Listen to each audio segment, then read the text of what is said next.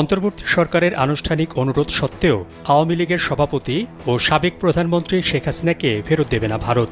এ ঘটনা সম্পর্কে অবগত সূত্রের বরাত দিয়ে এই তথ্য জানিয়েছে ভারতীয় সংবাদ মাধ্যম ইকোনমিক টাইমস। সংবাদ মাধ্যমটি জানায়, ভারত তার ঘনিষ্ঠ মিত্র শেখ হাসিনাকে বিসর্জন দেবে না। ভূ রাজনৈতিক কারণ বিবেচনায় তারা হাসিনাকে ফেরত দেবে না।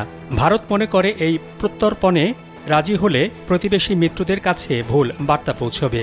উচ্চ পর্যায়ের সূত্রের বরাতে পত্রিকাটি বলছে, বাংলাদেশের বর্তমান মোহাম্মদ ইউনূস সরকারের চাপ থাকা সত্ত্বেও এই বিষয়ে দ্রুত কোনো সিদ্ধান্ত নেবে না ভারত।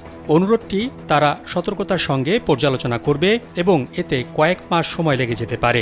ইডেন বে কক্সবাজার সমুদ্র সৈকতের উপর নিজেদের একটি ঠিকানা। মাত্র ৫ লাখ টাকায় আপনিও হয়ে যেতে পারেন এই হোটেলের মালিক। প্রতিবেদনে উল্লেখ করা হয়, শেখ হাসিনা ভারতের স্বার্থ রক্ষা করেছেন, উগ্রপন্থীদের বিরুদ্ধে ব্যবস্থা নিয়েছেন এবং ভারতের সঙ্গে উপ আঞ্চলিক সহযোগিতা বাড়িয়েছেন।